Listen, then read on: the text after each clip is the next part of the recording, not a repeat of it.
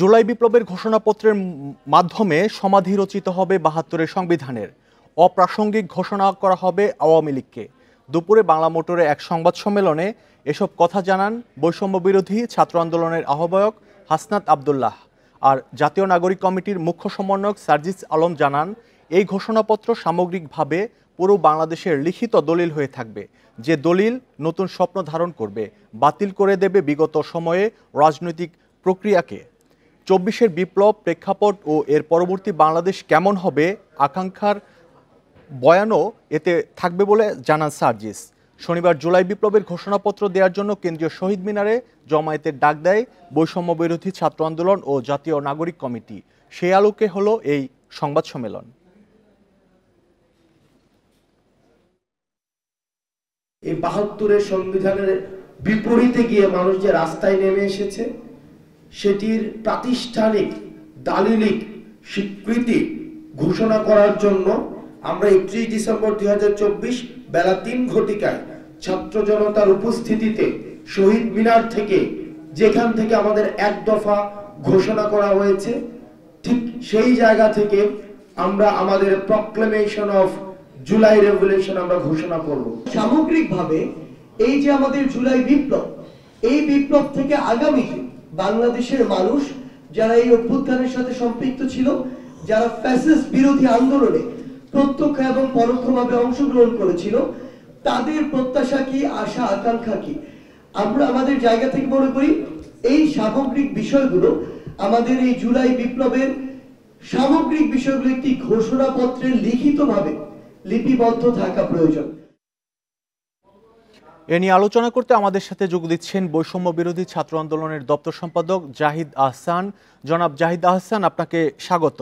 শুরুতে যে বিষয়টি জানতে যাচ্ছি, ৩১ তারিখে আপনাদের যে ঘোষণাপত্র আসবে, সেখানে মূলত কোন কোন বিষয়ের উপর গুরুত্ব দেওয়া হচ্ছে, আর সার্বিকভাবে এই ঘোষণাপত্রকে আপনারা কিভাবে দেখছেন?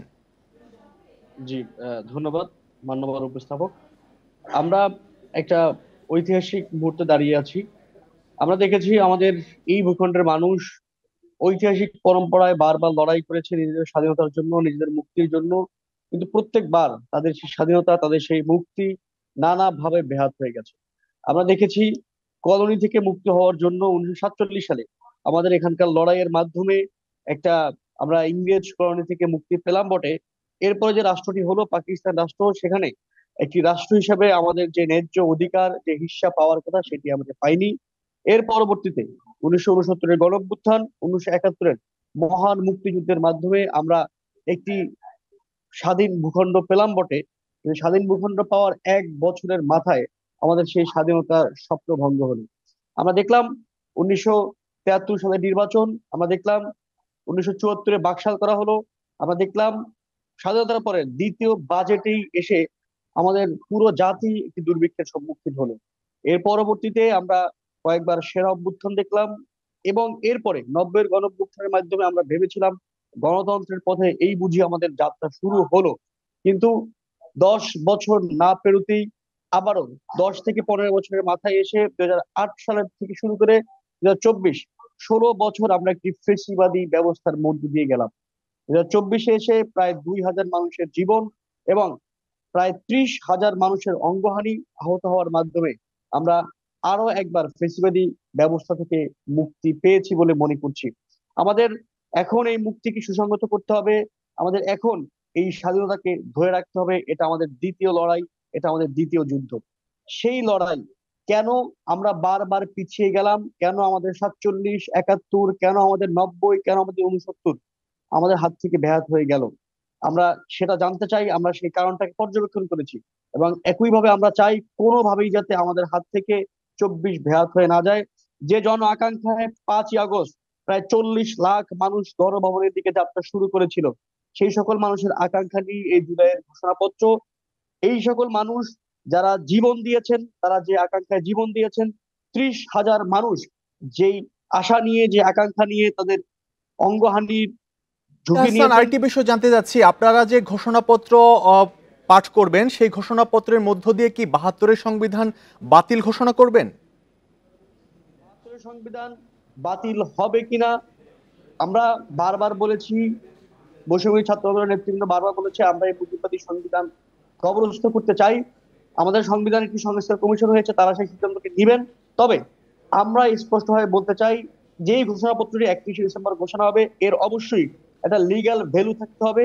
আমরা এখনো দাবি করছি, আমরা সামনেও দাবি করব, যাতে অবশ্যই যেই ঘোষণাপত্রটি পাঠ করা হবে সেটি সংবিধান যাতে অন্তর্ভুক্ত করা হয়, এবং যেই গণ অভ্যুত্থান আমরা করেছি সেই গণ অভ্যুত্থান যেটা পুরো বাংলাদেশের সকল মত, সকল দল, সকল রাজনৈতিক এন্টিটির মানুষ মিলে করেছে, সেটা অবশ্যই যাতে সংবিধান অন্তর্ভুক্ত করা হয়, এই দাবিটা আমরা জানাই। আরেকটি বিষয় হচ্ছে যে স্বাধীনতার পর থেকে যারা ক্ষমতায় ছিলেন, যেসব দল ক্ষমতায় ছিল, তাদের নিয়ে কি আপনাদের কোনো পর্যবেক্ষণ থাকবে কিনা এই ঘোষণাপত্রে?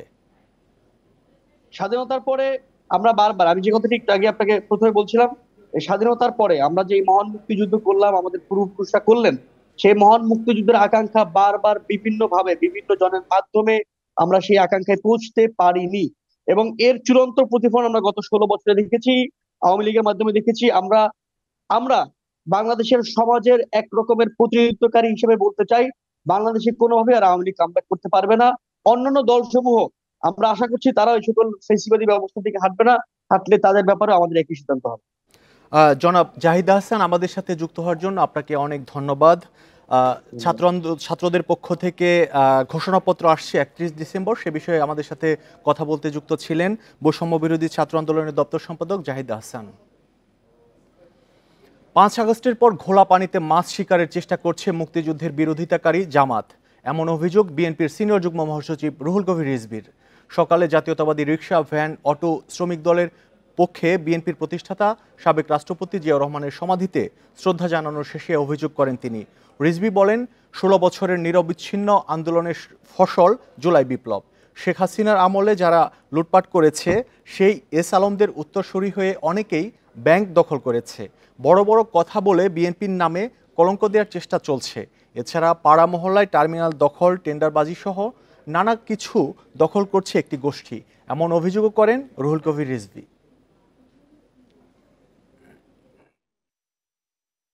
শেখ হাসিনার আমলে যারা ব্যাংক লুট করেছে, ব্যাংক আত্মসাৎ করেছে, এস আলমদের উত্তরসূরি হিসাবে 5ই আগস্টের পর আমরা কি ব্যাংক আত্মসাৎ করতে দেখিনি?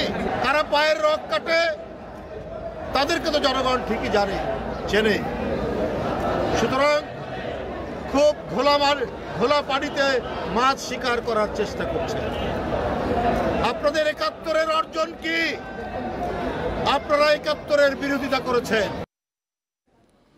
ভাতা বাড়ানোর দাবিতে রাজধানীর শাহবাগ মোড়ে অবরোধ কর্মসূচি পালন করছেন পোস্ট গ্রাজুয়েট ট্রেনি চিকিৎসকরা। ফলে ঢাকা মেডিকেল, বিএসএমএমইউ সহ বিভিন্ন হাসপাতালে চিকিৎসা সেবা ব্যাহত হচ্ছে, বিপাকে পড়েছেন রোগীরা। আন্দোলনরত চিকিৎসকরা জানান, মাসিক ভাতা 50,000 টাকা অথবা নবম গ্রেড করার দাবি পূরণ না হওয়ায় আজকের অবস্থান কর্মসূচি। দাবি আদায় না হওয়া পর্যন্ত কর্মসূচি চলবে বলে জানান তারা। এই কর্মসূচির কারণে বেলা 11:30 থেকে শাহবাগে যান চলাচল বন্ধ রয়েছে। এতে ভোগান্তিতে পড়েছেন যাত্রীরা। ভাতা বাড়ানোর দাবিতে 2022 সাল থেকেই আন্দোলন করছেন পোস্ট গ্র্যাজুয়েট প্রাইভেট ট্রেনি চিকিৎসকরা। সবশেষ 22 ডিসেম্বর শাহবাগ অবরোধ করেন চিকিৎসকরা। গত 1 বছর 1.5 বছর ধরে সরকারের কাছে একটাই দাবি জানাচ্ছিলাম যে আমাদের ভাতা বৃদ্ধির জন্য। তো লাগাতার আমরা আন্দোলন করেই যাচ্ছি। আপনারা বাইরের দেশের সাথে তুলনা করলে দেখবেন আমাদের দেশের মতো এত ন্যূনতম পারিশ্রমিক কোনো দেশে দেওয়া হয় না। ন্যূনতম 20,000 25,000 টাকা ভাতা ঢাকা শহরের মতো জায়গায় বা বিভাগীয় শহরে এই টাকায় কিচ্ছু হয় না। বলা হয়েছিল আপনার নবম গ্রেড বা সমমানের সুযোগ সুবিধা দেওয়ার কথা ছিল, সে পরিপ্রেক্ষিতে আমরা বৃহস্পতিবার পর্যন্ত সময় দিয়েছিল আমাদেরকে, কিন্তু সেটা তো আসলে বাস্তবায়ন হয় নাই। এ নিয়ে আরও জানাতে শাহবাগ থেকে যুক্ত হচ্ছেন সহকর্মী আদিলুর রহমান। আদিলুর রহমান, এখন কি পরিস্থিতি? এই বেশ কয়েক ঘন্টা হতে চলল শাহবাগ মোড়ে তারা অবরোধ করে বিক্ষোভ করছেন। তাদেরকে সরানোর জন্য প্রশাসনের পক্ষ থেকে কোনো উদ্যোগ নেওয়া হচ্ছে কিনা, বা তাদের দাবি পূরণের ব্যাপারে কোনো আসার সম্ভাবনা আছে কিনা?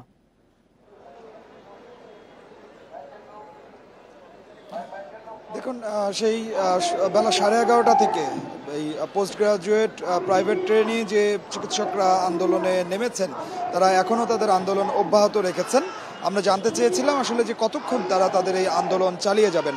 তারা যেটি আসলে বলছেন যে যতক্ষণ পর্যন্ত 50,000 টাকা বেতন অথবা নবম গ্রেডের প্রজ্ঞাপন জারি না হবে ততক্ষণ পর্যন্ত তারা তাদের যে আন্দোলন সেই আন্দোলন চালিয়ে যাবার ঘোষণা তারা দিয়েছেন।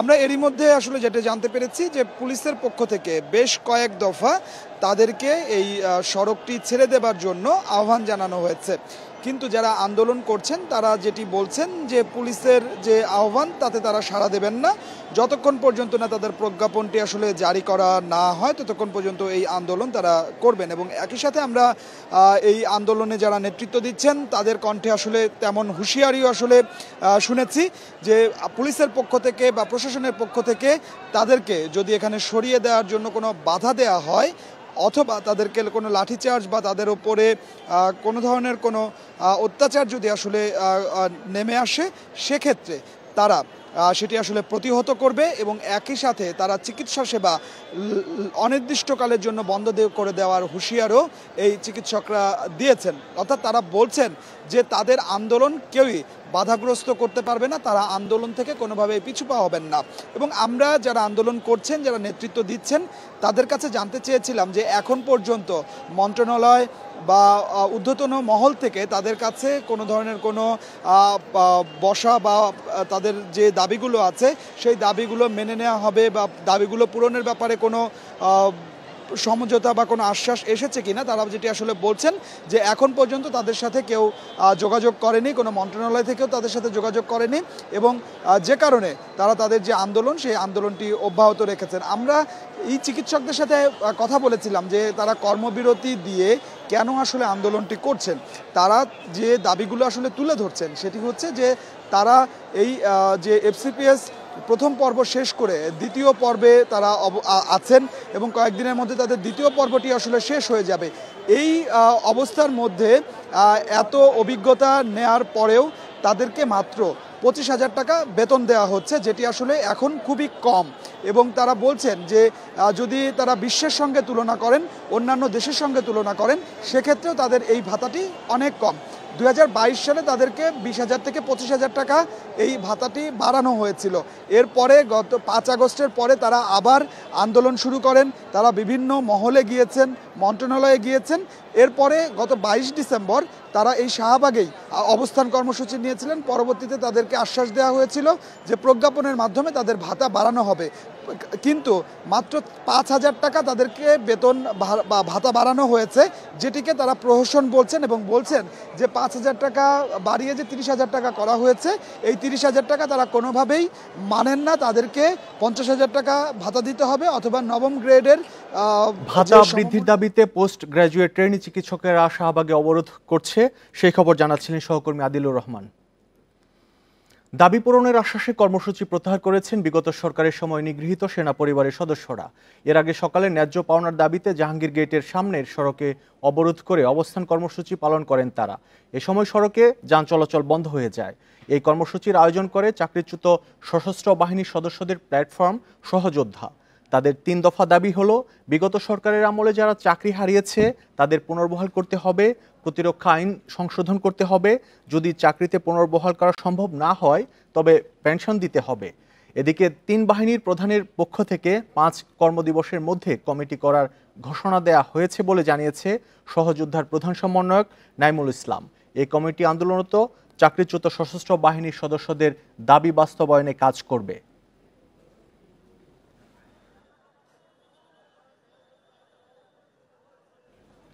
7 নম্বর ভবনে আগুন ও 2 দিনের সাপ্তাহিক ছুটির পর যথারীতি খুলেছে সচিবালয়। তবে আগুনে ক্ষতিগ্রস্ত বিভিন্ন মন্ত্রণালয়ের অফিসগুলো অন্য স্থানে কাজ শুরু করেছে। সকালে সচিবালয়ের ভেতরে উপদেষ্টাদের ছাড়া অন্য কারো ব্যক্তিগত গাড়ি বা মোটরসাইকেল প্রবেশ করতে দেয়া হয়নি। সবার কার্ড পরীক্ষা করে ভেতরে ঢুকতে দেয়া হচ্ছে। সচিবালয়ের বাইরে আইনশৃঙ্খলা বাহিনীর সদস্যদের বাড়তি উপস্থিতি রয়েছে। জানা গেছে স্থানীয় সরকার মন্ত্রণালয়ের কার্যক্রম চলবে ঢাকা দক্ষিণ সিটি কর্পোরেশনের নগর ভবনে। এছাড়া সড়ক পরিবহন ও সেতু মন্ত্রণালয়, রেল ভবনে, যুব ও ক্রীড়া মন্ত্রণালয়, ক্রীড়া ভবনে, শ্রম মন্ত্রণালয়, শ্রম ভবনে এবং ডাক ও টেলিযোগাযোগ উপদেষ্টা তথ্য মন্ত্রণালয়ে কার্যক্রম চালাবেন। এদিকে সোমবার থেকে সচিবালয়ে সাংবাদিকদের প্রবেশে স্বল্প সংখ্যক অস্থায়ী পাস দেয়া হবে। দুপুরে স্বরাষ্ট্র উপদেষ্টার সাথে সাংবাদিকদের বৈঠকের পর এ সিদ্ধান্ত হয়।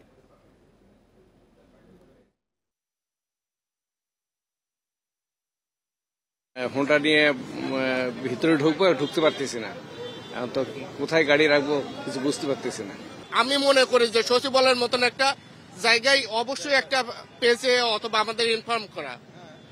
তাছাড়া এখন আমরা বাইক নিয়ে নিরাপদে অফিস করব না বাইক পাহারা দেব। এ নিয়ে আরো জানাতে সচিবালয় থেকে যুক্ত হচ্ছেন সহকর্মী হাসিফ মাহমুদ শাহ। হাসিফ মাহমুদ শাহ, সাংবাদিকদের বিষয়ে যে সিদ্ধান্ত, এই সিদ্ধান্ত আসলে কিভাবে বাস্তবায়ন হবে বিস্তারিত জানাবেন। আর স্বরাষ্ট্র মন্ত্রণালয়ের সাথে স্বরাষ্ট্র উপদেষ্টার সাথে যে দেখা হয়েছে সেখানে তিনি আর কি বলেছেন?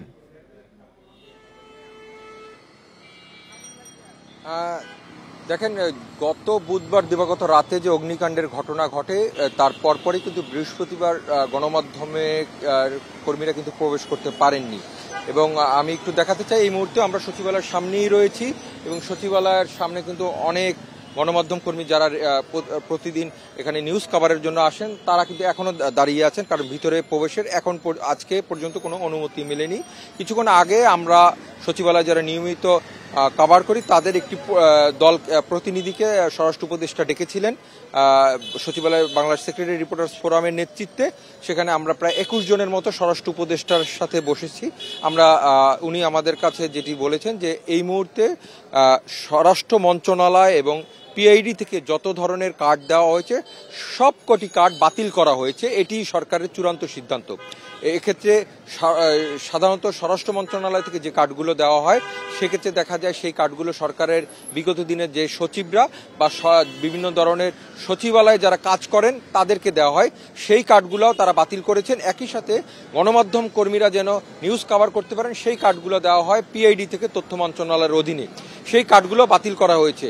এবং উনি বলেছেন যে আজকে বিকেল নাগাদ যে ফরেন্সিক ডিপার্টমেন্ট আছে তারা যে এই যে সপ্তম ভবনে যে অগ্নিকাণ্ডের ঘটনা ঘটেছে সেই ভবনের ফরেন্সিক কাজ শেষ হবে এবং তারপরে কালকে থেকে তারা সীমিত পরিসরে সাংবাদিকদের প্রবেশের একটা অনুমতি দিবেন। সেক্ষেত্রে আমরা জানতে চেয়েছিলাম আসলে এইটা কতদিন ধরে চলবে।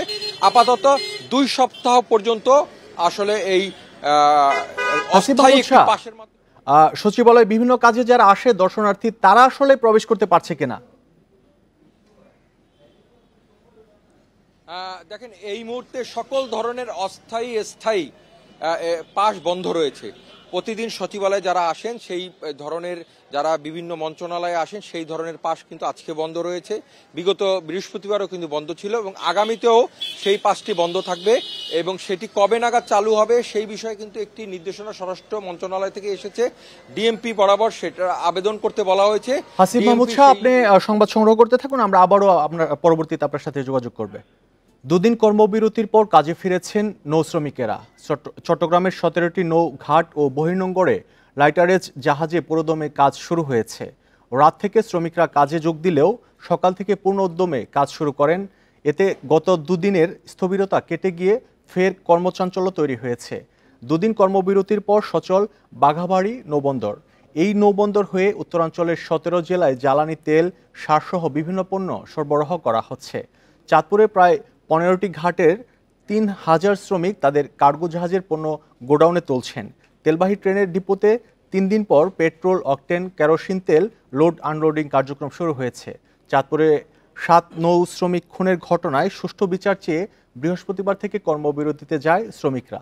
শনিবার রাতে শ্রমিক নেতাদের সঙ্গে বৈঠকে দাবি পূরণের আশ্বাসের পর কাজে যোগ দেওয়ার সিদ্ধান্ত জানান শ্রমিক নেতারা।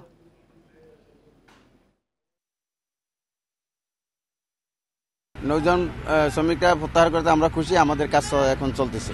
ক্ষয়ক্ষতি হয়েছে, আয় রোজগার বন্ধ থাকাতে অনেক কষ্ট হয়েছে। এখন আজকে কাজ শুরু হয়েছে, তাই আমরা অনেক খুশি। কিন্তু আমাদের আগের পিটি মহোদয় উদ্বোধনের বিষয়ে মন্ত্রী মহাশয় কথা বলছিল, উনি একটা উদ্বোধনের একটা সম্ভাব্য একটা তারিখ দিয়ে দিয়েছিল। সেই তারিখের ভিত্তিতে কিছু মালামাল প্রদর্শন করা ছিল, কিন্তু কাজ করছে হলো সম্ভবত ওনার এপিএস ছিল জুয়েল, মানে কাজবান এন্টারপ্রাইজ নাম। আমরা কিনেছি, ল্যাবের যারা আছে তারা দেখবে। কিছু মেয়াদ যেতেও পারে, নাও পারে। অন্য একটা গাড়ি আমাদের আগের পিটি নিয়ে আসছিল, মেরামত করে সেটা উনি ব্যবহার করতো, উনি চালাইতো, অফিসিয়ালি চালাইতো। আর 2টা গাড়ি আমাদের প্ল্যানিং কমিশনে একটা চলতো, মিনিস্ট্রিতে একটা চলতো। সাবেক প্রকল্প পরিচালকের দাবি, টিস্যু কালচার ও মলিকুলার ডায়াগনোসিসের পরীক্ষাগার স্থাপন করা হয়েছে। কাজ শুরু না হয় দায় দিলেন বর্তমান পরিচালককে। অভিযোগকারী আছে মন্ত্রীর ফুফাতো ভাই, তদন্তকারী কর্মকর্তাকে হচ্ছে মন্ত্রী আছে স্বাস্থ্য বোন, যেটা বলা হয় আর কি। এফএম এন্টারপ্রাইজের মালিক ইয়াসির আরাফাত, ভাইজির নাম আছে শাহিনা ফেরদৌসী।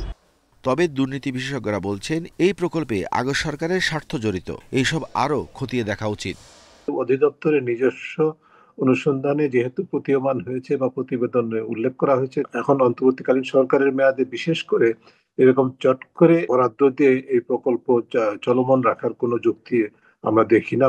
এরই মধ্যে প্রকল্পের উপপরিচালককে পদোন্নতি দিয়ে পরিচালক করা হয়েছে। Arafatur Rahman, independent news, Dhaka. গ্রাহকদের আস্থা ফেরাতে না পারলে আর্থিক খাতের ক্ষত বাড়বে বলে মন্তব্য করেছেন বাংলাদেশ ব্যাংকের গভর্নর আহসান এইচ মনসুর। দেশের ব্যাংকিং খাতকে আরও বিকশিত করতে নৈতিকতা ও শৃঙ্খলা প্রয়োজন বলেও জানান তিনি। সকালে রাজধানীর মিরপুরে Bangladesh institute of bank management BIBM এর সুবর্ণ জয়ন্তীর অনুষ্ঠানে তিনি এসব কথা বলেন। গভর্নর বলেন, গত বছরগুলোতে ব্যাংক খাত যেভাবে এগিয়ে যাওয়ার কথা ছিল সেভাবে এগোতে পারেনি। এ খাতের নতুন চ্যালেঞ্জ, সবুজ অর্থায়ন ও প্রযুক্তি নিয়েও সবাইকে কাজ করার আহ্বান জানান তিনি। এ সময় তিনি BIBM এর কার্যক্রমকে আরও গতিশীল করার পরামর্শ দেন। ব্যাংকিং খাতের চ্যালেঞ্জ মোকাবেলায় BIBM সহযোগী হবে বলেও আশা করেন বাংলাদেশ ব্যাংকের গভর্নর। ব্যাংকিং খাতের বাংলাদেশে অনেক দূর এগিয়েছে, কোনো সন্দেহ নেই। পুরো আর্থিক খাতটাই যত দূর এগোতে পারত সেটা আমরা পারিনি। আমাদের অনেক অর্জন সত্ত্বেও অনেক ব্যর্থতা আছে। তো যাই হোক, এটার মূলে কোনো একক গোষ্ঠী বা একক ব্যক্তিত্ব নয়, এটার মূলে আমরা সবাই হয়তো ভিন্নভাবে কাজ করতে পারতাম। যশোরের নোয়াপাড়ায় সাবেক কাউন্সিলর জিয়াউদ্দিন পলাশকে কুপিয়ে হত্যা করেছে দুর্বৃত্তরা। শনিবার রাত 10টার দিকে পৌর শহরে এই হামলার ঘটনা ঘটে। এ ঘটনা এখনও কোনো মামলা এবং কেউ আটক হয়নি। নিহত জিয়াউদ্দিন পৌরসভার 4 নম্বর ওয়ার্ডের সাবেক কাউন্সিলর এবং আওয়ামী লীগের সাধারণ সম্পাদক ছিলেন। শনিবার রাতে স্থানীয় একটি চায়ের দোকান থেকে তাকে ডেকে নিয়ে যাওয়া হয়। পরে শহরের আয়কর অফিসের পেছনের একটি পরিত্যক্ত ঘরে হত্যার পর তাকে ফেলে রেখে যায় দুর্বৃত্তরা। এলাকাবাসী তাকে উদ্ধার করে অভয়নগর উপজেলা স্বাস্থ্য কমপ্লেক্সে নিয়ে গেলে রাত 10:30টায় চিকিৎসক তাকে মৃত ঘোষণা করেন। ময়নাতদন্তের জন্য পাঠানো হয়েছে যশোর সদর হাসপাতালে। প্রায় 2 যুগ আগে জিয়াউদ্দিনের বাবা, শ্রমিক নেতা ও 4 নম্বর ওয়ার্ডের কাউন্সিলর ইব্রাহিম হোসেন সর্দারকে গুলি করে হত্যা করা হয়েছিল। টিউব দিয়ে শ্বাসরোধ করে তাকে মেরে ফেলছে। মেরে ফেলার আগেও যখন অনেক টর্চার করছে তখন বলছে যে এরকম 20,000 টাকা দে। তখন ভাইয়া ফোন করে বলে দেয় ভাবিকে, ওরা গেলে বাড়ি থেকে 20,000 টাকা নিয়ে আসে। 20,000 টাকা দেওয়ার পরেও ভাইয়াকে রেহাই দেয়নি। লোকসানের বোঝা এবং কোচ, ইঞ্জিন, জনবল সংকট সহ বিভিন্ন কারণ দেখিয়ে 18 বছরে পশ্চিমাঞ্চল রেলওয়ের 23টি ট্রেন বন্ধ হয়েছে। এতে এসব রুটের হাজারো যাত্রী বঞ্চিত হচ্ছেন রেলের সেবা থেকে। বন্ধ হয়ে গেছে 66টি স্টেশনও। চাহিদার অর্ধেকেরও কম জনবল নিয়ে চলছে পশ্চিমাঞ্চল রেলওয়ে। তুলনামূলক কম খরচ, নিরাপদ ও যানজটের ভোগান্তিতে পড়তে হয় না বলে যাত্রীদের কাছে ট্রেন বেশ জনপ্রিয়। যা যাত্রীদের কাছে চাহিদা থাকলেও পশ্চিমাঞ্চল রেলওয়ের সেবা যেন ক্রমেই সংকুচিত হচ্ছে। পশ্চিমাঞ্চল রেলওয়ে তথ্য বলছে, নানা সংকটে 2006 থেকে 2024 সাল পর্যন্ত 18 বছরে 23টি ট্রেন বন্ধ ঘোষণা করেছে কর্তৃপক্ষ। এর মধ্যে রয়েছে 6টি আন্তনগর, 1টি মেইল ও 16টি লোকাল ট্রেন।